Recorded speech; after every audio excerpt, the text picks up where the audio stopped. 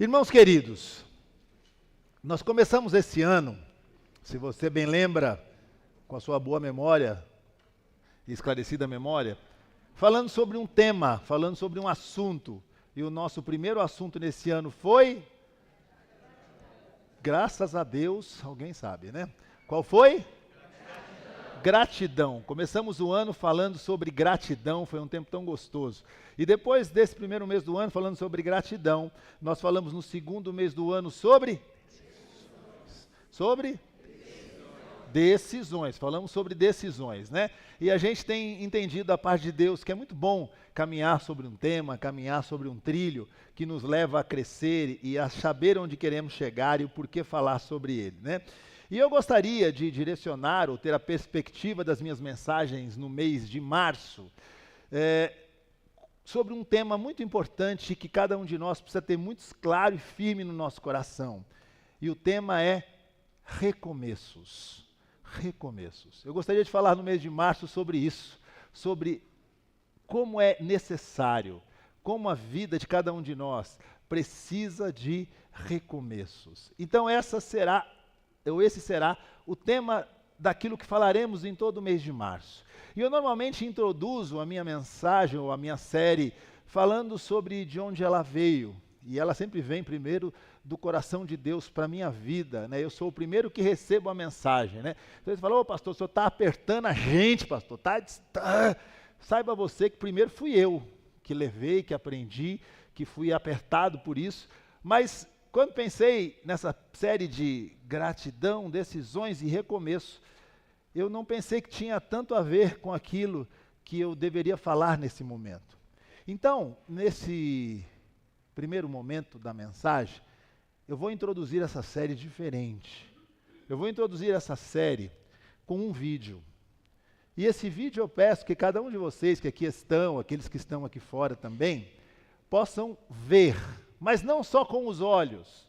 Vejam com toda a sua atenção e com o seu coração. Vamos assistir esse vídeo.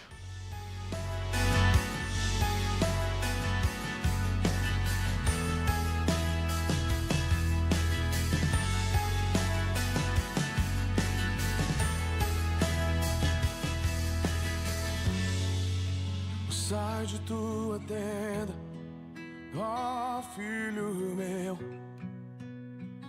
e te mostrarei as estrelas do céu. Sai de tua tenda, ó filho meu, te mostrarei a areia do mar. Será que podes contar? Oh, não. Será que pode imaginar tudo aquilo que sonhei para ti, filho meu? O que minhas mãos fizeram para ti, meu filho meu, a minha bênção será sobre ti. Uma nova história Deus tem pra mim, um novo tempo Deus tem pra mim. E tudo aquilo que perdido foi, ouvirei de sua boca e te abençoarei. Oh, uma nova história Deus tem pra mim, um novo tempo Deus tem pra mim. E tudo aquilo que perdido foi, eu ouvirei de sua boca e te abençoarei.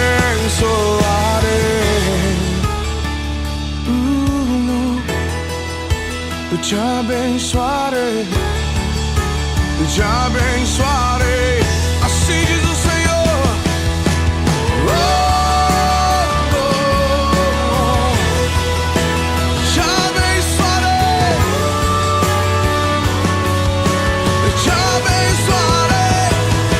Uma nova história Deus tem pra mim, um novo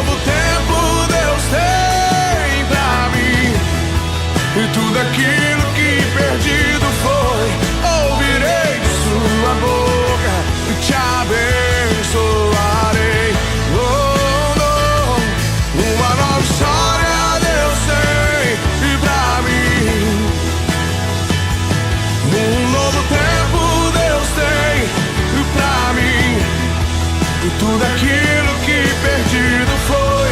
Ouvirei de sua boca e te abençoarei.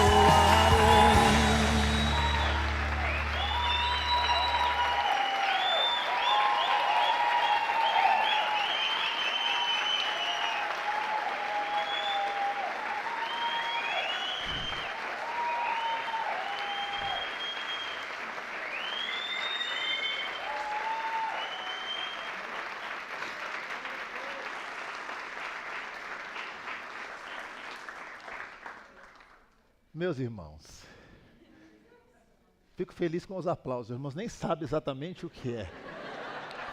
Essa igreja é uma bênção, né? A gente mostra uma coisa bonita, o povo aplaude.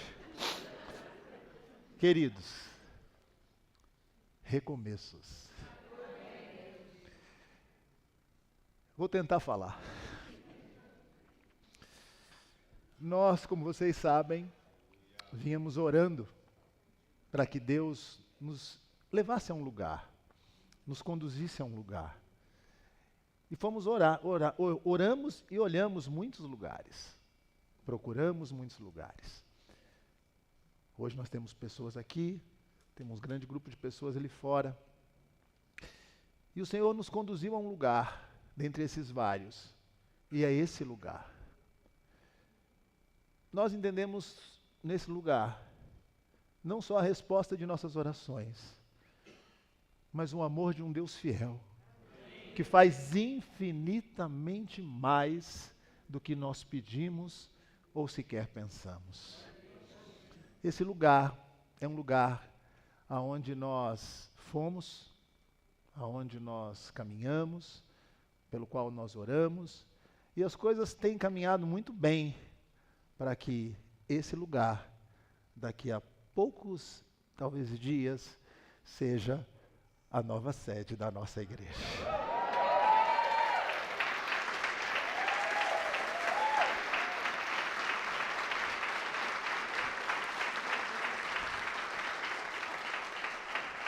Como vocês viram, é um lugar inacreditável. É um lugar que vocês, e como diz a minha esposa, por melhor que sejam as fotos, por melhor que seja o vídeo, ele não apresenta 20% do que o lugar realmente é. E nós temos alegria de poder caminhar nessas próximas semanas, com alguns ajustes finais aí que faltam. E hoje eu quero convocar então a igreja para uma assembleia. Nós somos uma igreja batista, decidimos com a congregação. Então, você pergunta, onde é esse espaço, pastor? Esse espaço é nesse endereço. Então, fica uma convocação para o dia 17 de março, às 16 horas, é um domingo, daqui a 2 domingos, na Avenida Senador Flacker, 935, no centro de Santo André, a nossa assembleia com o assunto único de mudança para a nossa nova sede. Lá você vai receber as informações, lá você vai saber de toda a estrutura financeira necessária, mas uma coisa eu digo a vocês, tudo isso que vocês viram, essa estrutura, essas coisas que estão dentro deste local, nós, de forma tão especial e tão carinhosa, recebemos também a possibilidade de que isso permaneça lá, para que a gente possa usar. Meus irmãos, recomeços. Mas quando nós confiamos num Deus que é fiel, e quando nós somos fiéis a este Deus, Deus nos abençoa. Então, eu quero, de antemão, dizer da minha alegria, de ver a alegria de vocês. Eu e Érica já choramos, eu e Érica já nos abraçamos, eu e Érica às vezes olhamos um para o outro, e vocês conhecem um pouco da nossa história, e eu pergunto e falo para ela, meu amor, você em algum momento sonhou que Deus faria tudo isso? E a resposta dela é, obviamente, não. Mas que isso sirva para a sua vida. Você que vive, que precisa viver recomeços. Saiba que Deus faz aquilo que nós não podemos fazer, que Deus tem aquilo que não temos, e que Deus sempre surpreende aqueles que são seus filhos com o que Ele tem de melhor.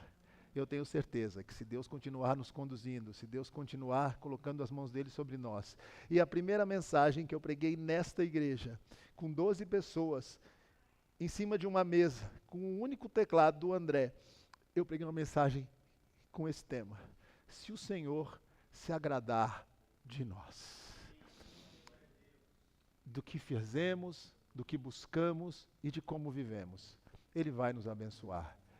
E isso é resposta, isso é a mão de Deus. E eu louvo a Deus pela vida de vocês, pela fidelidade dessa igreja, e que nós possamos viver um novo tempo, porque é o que nós dissemos, um novo tempo e uma nova história é o que Deus tem para nós. Amém? Deus abençoe. Então tá aí, ó, marque na sua agenda, dia 17 de março às 16 horas. E por que lá?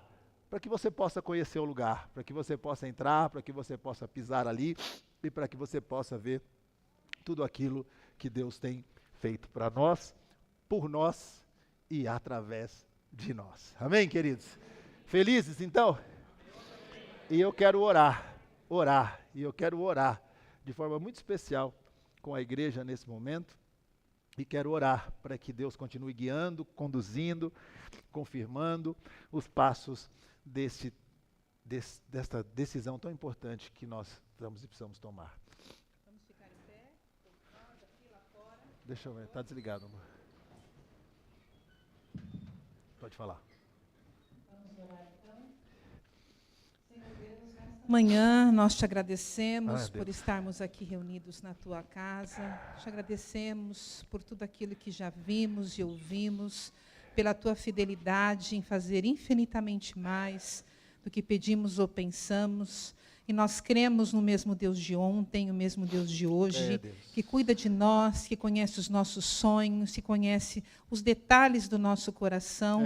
E desde já nós nos colocamos na tua presença para que o Senhor cumpra na nossa vida e na vida da tua igreja a tua vontade e o teu plano. Nós te louvamos porque de uma maneira extraordinária tu tem conduzido tudo até aqui. E completando a obra do Senhor nas nossas vidas, nós te louvamos nesta manhã. Pedimos desde já que o Senhor abençoe este local, que o Senhor abençoe os proprietários deste local, as pessoas que forem entrar ali dentro, que sejam pessoas impactadas pela tua palavra e pelo teu poder. Usa as nossas vidas para abençoar cada detalhe das pessoas que entrarem ali, abençoarem aquele local, os funcionários, tudo que tem ali dentro. Nós já consagramos desde já ao Senhor. E nós te louvamos pela tua boa obra, te louvamos pelo teu poder, pela tua fidelidade, te louvamos porque o Senhor vai além dos nossos sonhos, o Senhor conhece cada um, e nesta manhã nos colocamos na tua presença. Fale aos nossos corações, em nome do Senhor Jesus. Amém. Amém, amém, amém. Aplauda mais uma vez o Senhor aí, né? Com alegria. Amém, querido.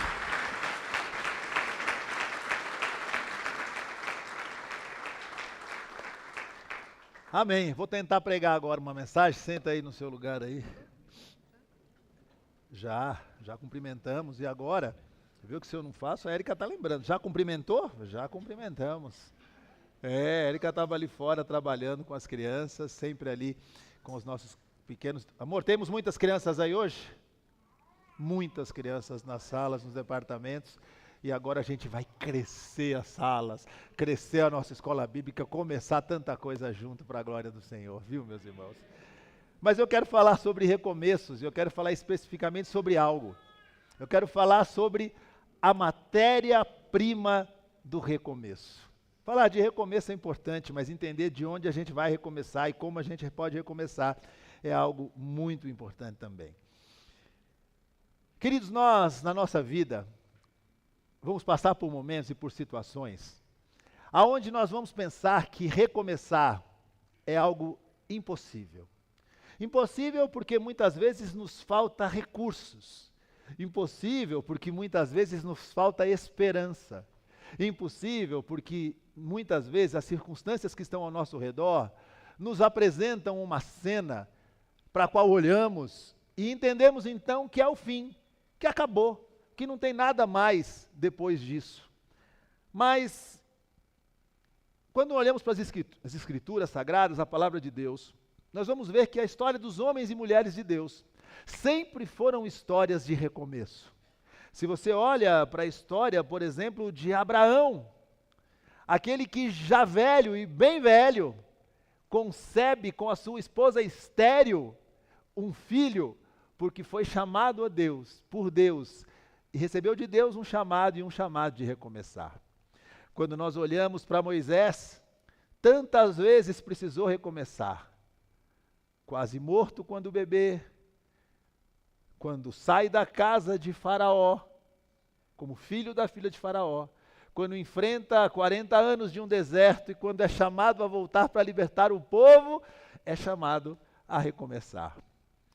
Quando a gente olha para a história de Pedro, que depois de cometer o maior erro da sua vida, o maior deslize da sua história, negar o Senhor Jesus, é convidado por quem? Pelo próprio Senhor Jesus, a quem ele negou, a quê? A recomeçar. A história dos homens e mulheres de Deus são histórias de recomeço. E muitas vezes o caminho mais fácil, querido e querida, não é recomeçar. O caminho mais curto, mais fácil e às vezes até mais lógico é o caminho da desistência. Vou desistir. É mais fácil, é mais confortável desistir. Mas eu digo a você que veio aqui nessa manhã, o Senhor não tem para você o desistir. O Senhor tem para você o recomeçar. O Senhor tem para mim e para você sempre novos começos e novas histórias para fazer a partir de nós. Sabe por quê, queridos? Porque nós fomos chamados para uma vida abundante. Se você crê nisso, diga amém. Amém. Mas não fomos chamados para uma vida fácil. Aí o amém já enrosca. O Senhor nos chamou para ter uma vida abundante, mas Ele não disse você vai ter uma vida fácil. Nós não fomos chamados para uma vida fácil. Os caminhos que nós vamos percorrer trarão muitas adversidades, incertezas, mas nada disso nos deve fazer parar. Querido, se sua vida está uma vida fácil, você me procura lá fora, eu quero conversar com você. Nós temos um problema. Pastor, minha vida está fácil. Não tem luta, não tem dificuldade, minha vida está um céu de brigadeiro. Dá um pulinho depois lá no meu gabinete, eu quero conversar com você. Primeiro, para saber como é que isso está acontecendo. E segundo, para te preparar, para dizer que isso vai passar. Ô, pastor, que palavra boa. Vai passar, meu irmão. Momentos de boa e de felicidade e alegria, eles passam. Assim como os tristes, os de desespero e os de ansiedade e dor também passam. A vida é isso. Isso é viver, queridos. Quando nós olhamos para isso, nós podemos partir, por exemplo, de uma afirmação que está lá na segunda carta do apóstolo Paulo aos Coríntios, no capítulo 4. Palavra boa para a sua vida, para animar você, para estimular você. Eu vou ler aqui, fica tranquilo que eu vou ler, mas abra aí também, anota aí, você que gosta de escrever, anotar a palavra. 2 Coríntios, capítulo 4, olha que palavra para o seu domingo, para a sua semana, para a sua vida, meu irmão. Vou ler aqui, tá bom? 2 Coríntios, capítulo 4, versículo 8 e 9. Eu vou ler o 8, que é para você já ficar com o coração animado. Vamos lá? De todos os lados somos pressionados, mas não desanimados. Ficamos perplexos, mas não desesperados. Somos perseguidos, mas não abandonados. Abatidos, mas não destruídos. Queridos, veja bem, aqui está dizendo que de todos os lados, meu irmão, você vai receber pressão, você vai ficar perplexo, você vai ser perseguido e você vai também sentir aqui o abatimento. Ô pastor, coisa boa, mas não fui eu que escrevi isso aqui, foi o apóstolo Paulo que escreveu. E eu acredito no que o apóstolo Paulo escreveu, porque isso faz parte da palavra de Deus. Mas ele diz que em cada uma dessas situações, nós não desanimaremos, nós não ficaremos desesperados, não perderemos a esperança, não estaremos sozinhos e não seremos destruídos, queridos. Sabe por quê? Porque nós temos que crer que em Jesus existe uma reserva, em Jesus, uma reserva de ânimo, de esperança, de companhia e de certeza de vitória. Em Jesus. Existe essa reserva. Por isso não importa pelo que eu e você estamos passando, não importa o que nos sobreveio, o que importa é que nós estamos aqui, estamos de pé. Ou talvez você esteja aqui, esteja caído, não sei. Mas você tem que entender algo. Sempre é tempo de recomeçar. Será que você entende isso? E para isso eu quero ler um texto. Agora sim, uma história. Um texto de gente que precisou recomeçar, de gente triste, abatida, sem esperança e que precisou recomeçar. Convido você a ir comigo para o Evangelho de Cristo segundo a narrativa de Lucas, no capítulo 24. Lucas 24. E vamos ler do verso 13 a 27 uma história que você conhece. Conheço, pastor? Conhece. 2 discípulos a caminho de um vilarejo chamado Emaús. Aqui está uma história de recomeço. E daqui eu vou tirar a base desse sermão, a matéria-prima do recomeço. Porque é óbvio que você está aí, olhando para mim, esse pastor aqui, gente boa, que sempre tem uma palavra boa para o seu coração. Você fala, tá bom, pastor, beleza, tá fácil esse negócio. Recomeçar é bom, recomeçar é tudo que eu quero. Mas de onde? Qual é a matéria-prima para esse recomeço? E eu quero tirar desse texto essa resposta para cada um de nós. Lucas 24, a partir do verso 13, diz assim a palavra do Senhor. Lucas 24, a partir do verso 13. Naquele mesmo dia, 2 deles estavam indo para um povoado chamado Emaús, a 11 quilômetros de Jerusalém. Preste muita atenção nesse texto e nessa história. No caminho conversavam a respeito de tudo o que havia acontecido. Enquanto conversavam e discutiam, o próprio Jesus, diga o próprio Jesus, o próprio Jesus se aproximou e começou a caminhar com eles. Mas os olhos deles foram impedidos de reconhecê-lo. Ele lhes perguntou, sobre o que vocês estão discutindo enquanto caminham? Eles pararam, com rostos entristecidos. Um deles, chamado Cleopas, perguntou-lhe, você é o único visitante em Jerusalém que não sabe das coisas que ali aconteceram nestes dias? Que coisas? Perguntou ele, ou Jesus perguntou. O que aconteceu com Jesus de Nazaré? Responderam eles. Ele era um profeta, poderoso em palavras e em obras diante de Deus e de todo o povo. Os chefes dos sacerdotes e as nossas autoridades o entregaram para ser condenado à morte e o crucificaram. E nós esperávamos que era ele que ia trazer a redenção a Israel. E hoje é o 3º dia desde que tudo isso aconteceu. Algumas das mulheres entre nós nos deram um susto hoje. Olha cada homem corajoso. Foram de manhã bem cedo ao sepulcro e não acharam o corpo dele. Voltaram e nos contaram ter tido uma visão de anjos que disseram que ele está vivo. Alguns dos nossos companheiros foram ao sepulcro e encontraram tudo exatamente como as mulheres tinham dito, mas não o viram. Ele lhes disse, como vocês custam a entender e como demoram a crer em tudo que os profetas falaram? Não devia o Cristo sofrer estas coisas para entrar na sua glória? E começando por Moisés e todos os profetas, explicou-lhes o que constava a respeito dele, Jesus, em todas as Escrituras. Amém. Queridos, eu quero pensar hoje sobre recomeços e matéria-prima dos recomeços a partir desse texto que nós lemos aqui. A história é essa. 2 discípulos tristes, abatidos, vivendo um momento de desesperança. Você conhece a história. Esses 2 discípulos pertenciam a um grupo maior de discípulos de Jesus. Jesus tinha 12 discípulos que andavam próximos dele, comiam com ele, viajavam com ele, dormiam com ele. Dentro desse grupo ele tinha um grupo menor, de 3, que eram muito íntimos dele. Mas existia um grande número de outros que seguiam Jesus mais de longe, mais à distância, mas andavam por onde Jesus andava, caminhavam com aquela multidão que Jesus caminhava.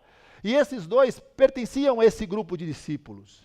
E o que acontece aqui é que Jesus é morto numa sexta-feira, e passa-se a sexta-feira, o sábado, e no domingo nós sabemos que Jesus ressuscita.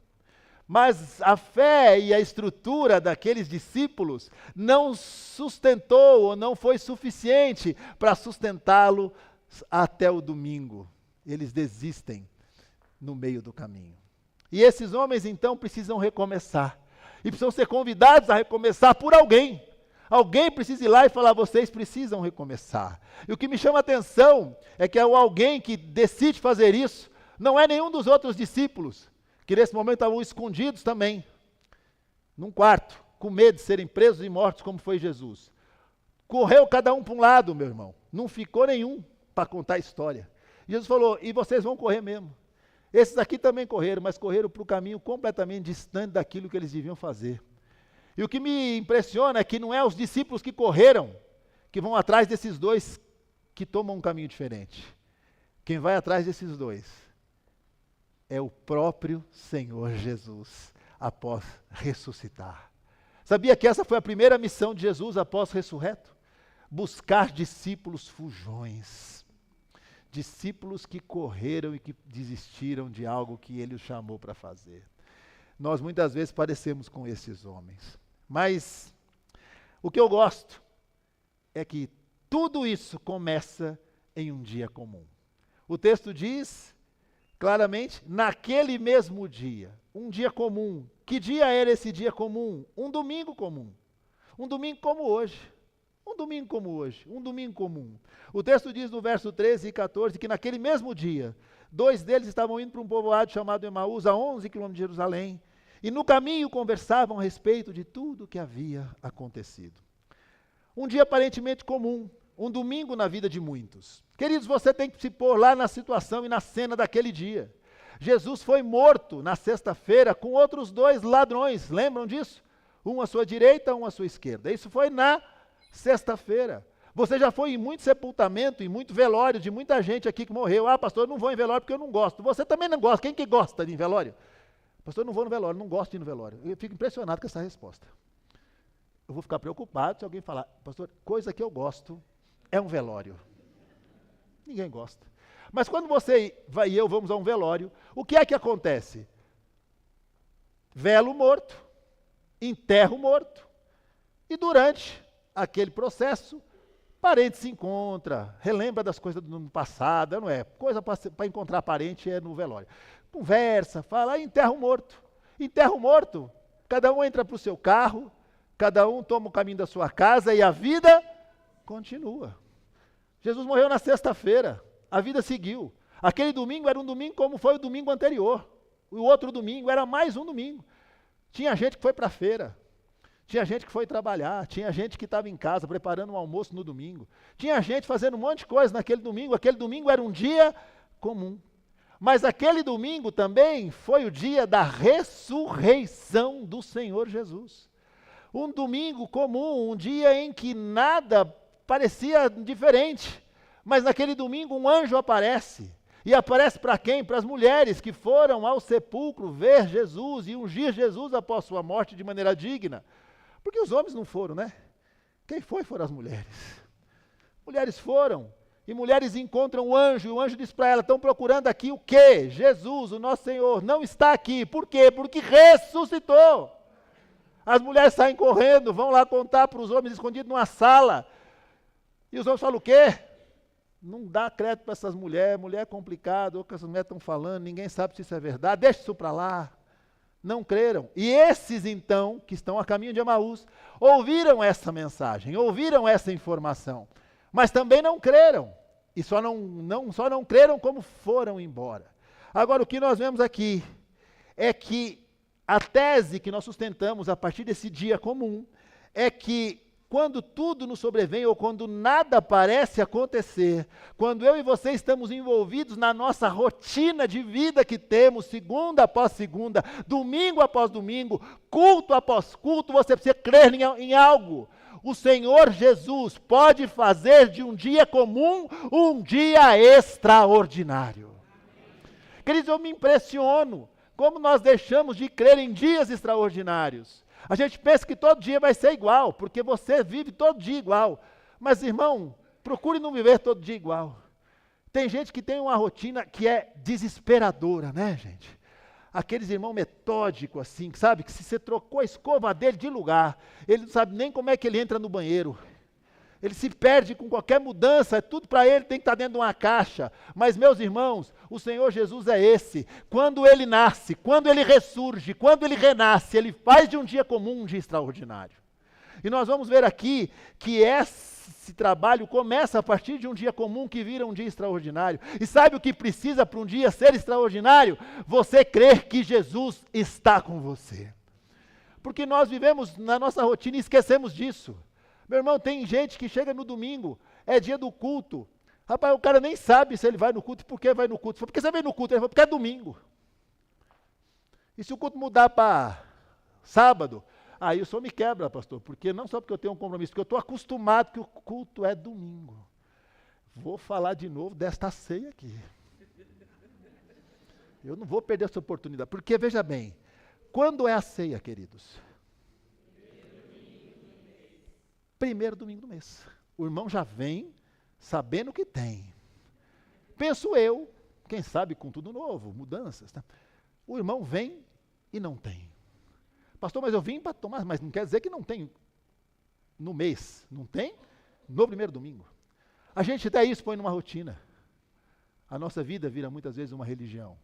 E o que o Senhor quer de nós não é que sejamos religiosos, é que vivamos dias extraordinários. E você pode viver um dia extraordinário. E eu posso afirmar hoje, querido, que esse dia comum na sua vida, esse domingo que você está aqui e que você vai viver, pode ser sim um dia extraordinário. Você crê nisso? Hoje é isso. Hoje é esse dia, aparentemente comum. E eu não sei em que grupo você se encaixa aqui, porque aqui nós temos o grupo dos felizes. Qual era esse grupo? As mulheres. As primeiras que tiveram notícias já estavam felizes.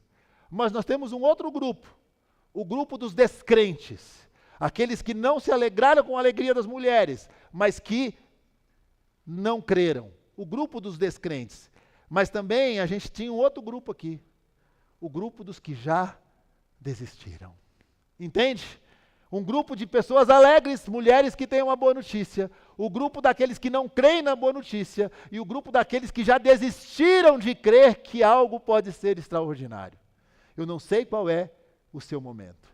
Talvez você está no momento que crê, e seu coração cheio de fé e de esperança. Talvez você está no grupo daquele que duvida.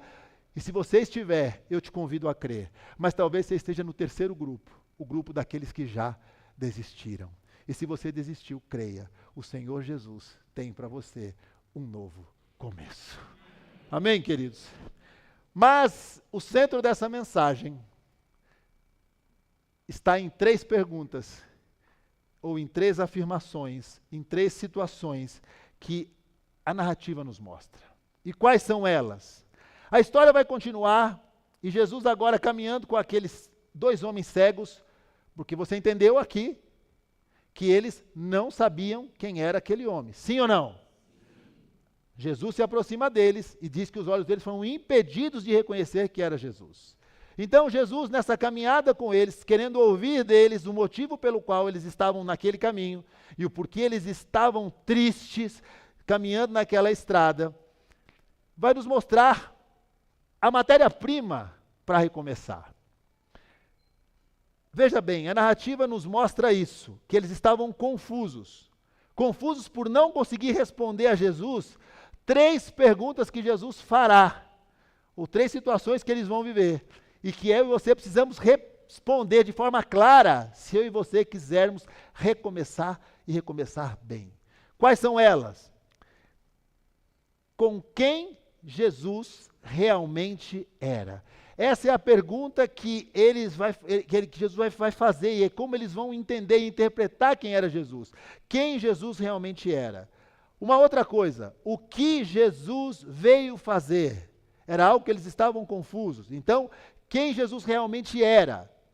O que Jesus veio fazer? E por fim, qual era o conhecimento que eles tinham das Escrituras? A resposta a essas 3 perguntas é o que eu chamo de a matéria-prima para um bom recomeço. Quem Jesus realmente era, o que ele veio fazer e o conhecimento das Escrituras. E para que a gente possa recomeçar, nós vamos pensar rapidamente sobre cada uma dessas perguntas e cada uma dessas respostas. O texto diz assim: Jesus pergunta para aqueles homens: por que vocês caminham tristes? Por que vocês estão abatidos? E eles falam assim: mas será que é só o Senhor mesmo que não está sabendo o que aconteceu nesses últimos dias aqui em Jerusalém? E Senhor Jesus, é engraçado, né, meus irmãos? É engraçado. Ele fala assim: que coisas aconteceram aqui? Já pensou nisso? Ele era o crucificado ressurreto. Queridos irmãos, tristes, abatidos nessa estrada empoeirada, que coisas aconteceram aqui? E eles vão explicar. Vamos ver? Versículo 19. Que coisas? Perguntou ele. Olha a resposta. O que aconteceu com Jesus de Nazaré? Responderam eles. Olha quem ele era. Ele era um profeta, poderoso em palavras e em obras diante de Deus e de todo o povo. A primeira coisa que nós vemos aqui é que eles criam, e que hoje muitos creem também, que Jesus é essa entidade, um ser especial, provido de uma inteligência especial e que tinha o poder de realizar coisas especiais ou grandes milagres e sinais.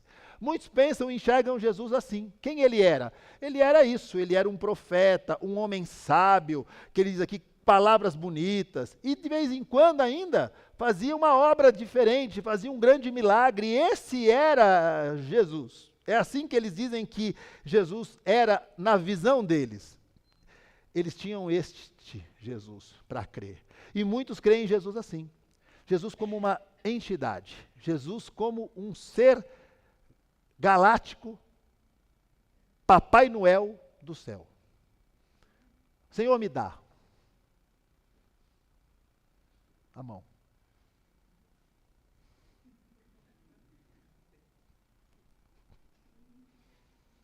Se der, bem. Se não der, até logo. Quem crê em Jesus assim, tem um grande problema. E está perdendo muito de quem Jesus é. Sabe por quê, queridos? Gente crente acredita muitas vezes e vê em Jesus dessa forma, como alguém menor do que ele realmente é. Sabe quem Jesus é? Jesus é Deus homem. Jesus é Deus homem. Diga isso. Jesus é Deus homem. Por que é importante saber que Jesus era Deus em primeiro lugar? Porque Jesus sendo Deus, ele é maior que tudo, ele tem poder sobre tudo e pode fazer absolutamente tudo, como Deus que ele era. Jesus é Deus homem, mas ele antes de ser homem, ele também é Deus. Você precisa entender que Jesus é Deus, querido. Ele tem poder para fazer, ele é maior do que a sua dificuldade, ele é maior do que a sua dor, ele é maior do que a sua enfermidade, ele é maior do que o seu medo, ele é maior do que aquilo que você enfrenta. Mas ao mesmo tempo ele tem poder para mudar todas as coisas segundo a sua palavra, porque ele é Deus. E ele também pode fazer coisas extraordinárias, das menores às maiores. Tem gente que pensa num Deus que só responde grandes dificuldades. Meus irmãos, ele pode fazer e faz pequenas coisas, como faz coisas imensas. Tudo ele pode fazer. Mas o porquê é importante saber que ele também era homem. Porque se você tiver a visão de um Jesus que é só Deus, aquele que foi embora, que está no céu, sentado no trono e deixou você aqui, entregue a sua própria sorte, misericórdia eu tenho da sua vida. Porque nós não podemos entender que Jesus só é Deus, porque quando ele esteve aqui, ele era Deus, homem. E por que é importante reconhecer a humanidade desse Jesus?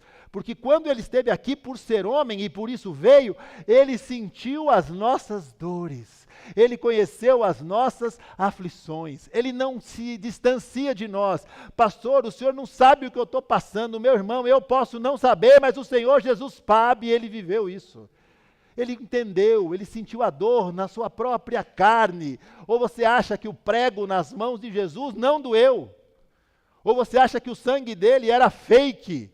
Ou você acha que o suor que ele suou, gotas de sangue, é uma ilustração da palavra de Deus? Ou você acha que a traição que ele sofreu do seu grande amigo Pedro não doeu no coração mesmo que ele soubesse? Ele sabe o que é ser traído, ele sabe o que é ficar doente, ele sabe o que é a tristeza da aflição, ele sabe o que é ser abandonado por amigos, ele sabe todas as coisas porque ele é Deus homem, e sendo homem ele ama você e conhece as suas aflições, as suas dores, as minhas dores. Isso é claro para nós, é importante saber disso. E a consequência, sabe qual é? De eu e você vermos Jesus menor do que ele é? É exatamente o que os discípulos vão dizer logo após dizerem isso. Sabe o que eles vão dizer para esse Jesus, que eles não sabiam nem que era Jesus? Olha o que eles dizem no versículo 20. Os chefes dos sacerdotes e as nossas autoridades o entregaram para ser condenado à morte e o crucificaram. Por enxergarem Jesus menor do que ele era, o resultado foi constatar, sabe o quê? Parece que esse Jesus perdeu o controle da situação. Quando eu e você vemos um Jesus menor do que ele é, eu e você temos esse risco. Acontece um negócio na nossa vida, você fala assim, tá vendo? Tá vendo? Onde está tu, ó Jesus? O Senhor deve estar onde? Dormindo. Saiu. E se você for um crente daquele mais ou menos, você fala assim, sabe o que acontece, Jesus? O Senhor foi atender o Rodrigo na minha frente e não deu tempo para mim. Por quê? É um Jesus menor. É um Jesus que perdeu o controle da situação. Mas sabe o que o próprio Jesus vai dizer em João capítulo 10, nos versos 17 e 18? Olha o que ele diz. Por isso é que meu Pai me ama, porque eu dou a minha vida para retomá-la. Ninguém a tira de mim, mas eu a dou por minha espontânea vontade. Olha o que ele diz. Tenho autoridade para dá-la e para retomá-la, porque essa ordem eu recebi do meu Pai. Queridos, nós precisamos dessa compreensão para que possamos crer diante daquilo que nós não compreendemos. Jesus não foi para a cruz porque um dia um traíra, conhece? Traíra? Judas. Ô, Judas traíra. Porque Judas decidiu vender Jesus por algumas moedas. Jesus não foi para a cruz porque um cara chamado Pilatos pediu uma bacia e falou, lava minhas mãos, resolvam aí. Jesus não foi para a cruz porque uma multidão gritou, Cristo ou Barrabás? Barrabás! Jesus foi para a cruz para cumprir uma agenda do Pai. E ele foi para a cruz porque Deus amou o mundo de tal maneira que entregou seu Filho unigênito para que todo aquele que nele crê não pereça, mas tenha vida eterna. É por isso que ele foi para a cruz. Mas aqueles discípulos que não entendiam direito falaram assim, não, ele foi para a cruz porque os sacerdotes ficaram com inveja dele, porque o traíram, porque Judas fez isso, porque o condenaram, ele perdeu o controle da situação e coitado morreu crucificado.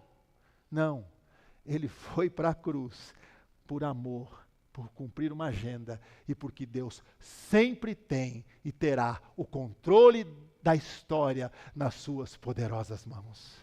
Aquilo que você vive, meu irmão e minha irmã, meu amigo que aqui está, não saiu do controle desse Deus.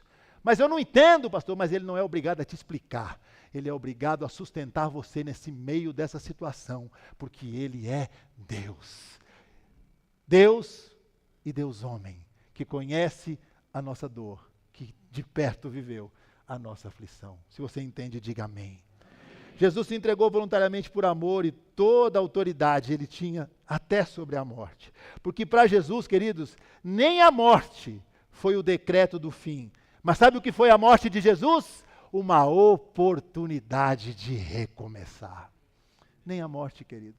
Será que você verdadeiramente com esse amém entende isso? Esse amém. Porque Jesus venceu a morte. Nós temos vida e viveremos eternamente na presença dele.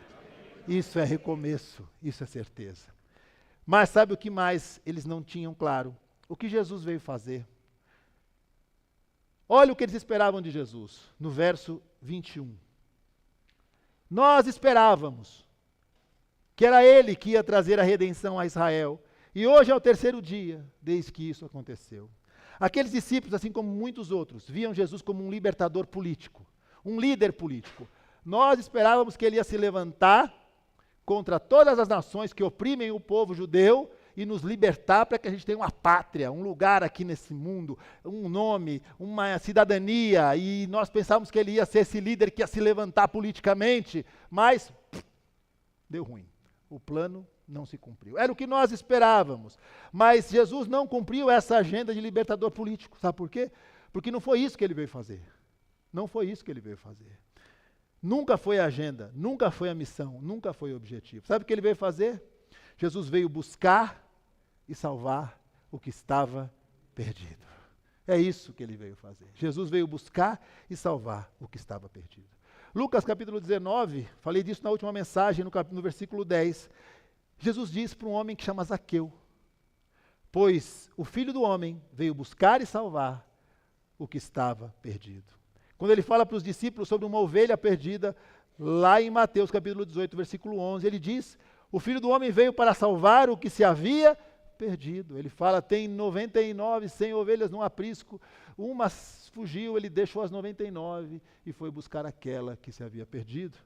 Em João capítulo 3, no versículo 16, você sabe o que eu acabei de dizer. Porque Deus tanto amou o mundo, que deu seu Filho unigênito, para que todo aquele que nele crê não pereça, mas foi isso que ele veio fazer, salvar, buscar o que se havia perdido. Muitos, como disse na última semana, esperam tão pouco de Jesus. Esperam uma cura física, é pouco. Esperam uma melhora financeira, é pouco. Esperam uma mudança na sua família, é pouco.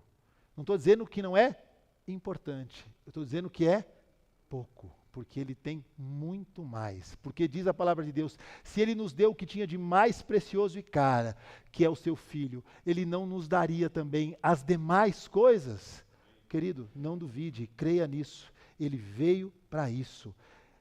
A palavra de Jesus ainda, em João, no capítulo 10, fala o que veio fazer o inimigo das nossas almas, o diabo.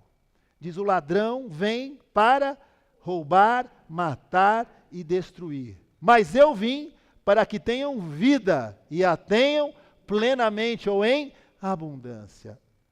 A gente muitas vezes sabe o que o inimigo veio fazer, mas tem dificuldade de entender o que Jesus veio fazer.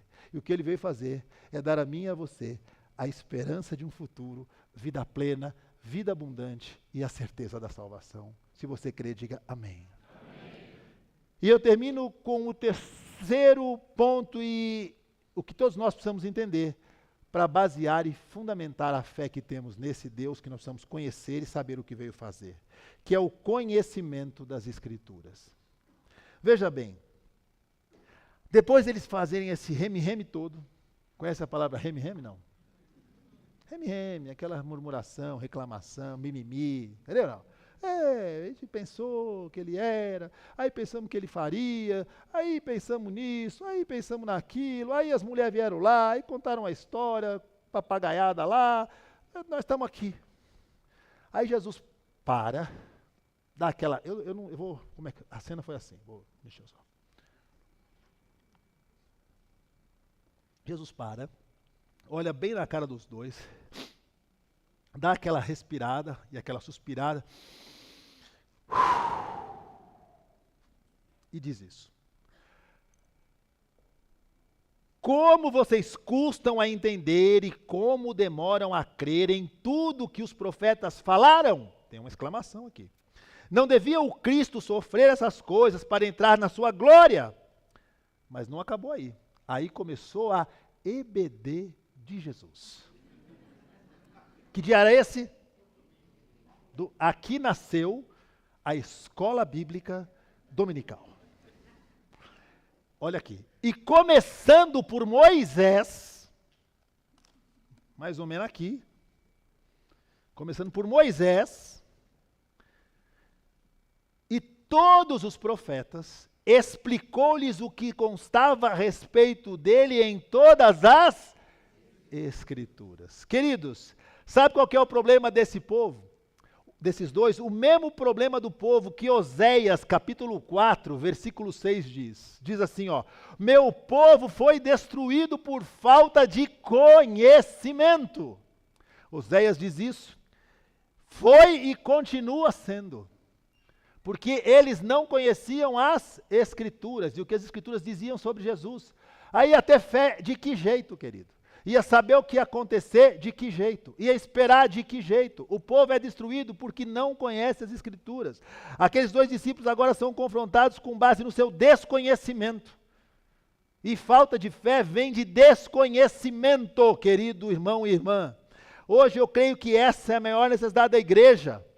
Voltar às Escrituras, queridos. Porque conhecer e se dedicar ao que elas ensinam. Perguntas que a gente ouve todo dia, né? Pastor, como é que eu posso conhecer a Deus? Como eu posso saber qual é a vontade de Deus para mim? Como eu posso crer, mesmo nas adversidades que eu enfrento, pastor? Como eu posso ter uma fé inabalável, pastor? Queria ter. Como eu posso crer nas promessas de Deus, pastor? Ora para mim para eu ter isso aí. Não vou orar. Vou. Porque se eu orar, tenha. Já viu aquele negócio que está... Eu tenho um negócio bom. Vou um parênteses. Esses dias eu vi um cara, já viu? Emagreça! Viu isso não? Eu vi um vídeo. Meu irmão, emagreça! Eu não sei se emagrece, mas que vai trazer gente, vai, não é? Vai que os irmãos dão um testemunho aí, pastor. Depois da oração, perdi 15 quilos essa semana, comendo. Rapaz, se o cara perder comendo, aí então a fila aqui não... Mas voltando aqui às escrituras, como é que eu posso? Você só pode fazer tudo isso aqui, e todas as respostas a isso aqui é uma só. Conheça as escrituras. Leia as escrituras, estude as escrituras, saiba o que consta de promessas para a sua vida nas escrituras, porque Deus tem compromisso com a palavra dele, não com a palavra de quem fala aqui na frente. Entende não? Escrituras, querido. E aqueles dois lá não conheciam as escrituras. Jesus atribui a falta de fé desses discípulos ao desconhecimento das escrituras. Vocês não conhecem, vocês não sabem. E sabe o que acontece? Romanos, no capítulo 10, versículo 17 diz: consequentemente a fé vem por se ouvir a mensagem, ou a palavra, e a mensagem é ouvida mediante a palavra de Cristo. A fé vem pelo ouvir, e ouvir a palavra de Deus. É de lá que vem a fé. Sabe que tamanho terá a sua fé e a minha fé? A sua fé terá o tamanho do seu conhecimento das Escrituras.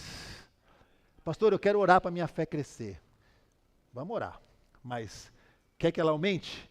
Ela vai aumentar na medida que eu e você conhecemos esta palavra, o que consta nesta palavra. Assim a nossa fé vai aumentar, porque a fé vem pelo ouvir, ler, estudar e meditar nas Escrituras. Oséias termina dizendo no capítulo de número 6, conheçamos o Senhor e esforcemo-nos por conhecê-lo. Nós vamos conhecer o Senhor e nos esforçar para continuar conhecendo, crescendo, porque é nessa medida que a nossa fé vai crescer. E esse texto então termina, como nós vamos terminar nesta manhã, e eu quero chamar aqui os irmãos da ceia do Senhor.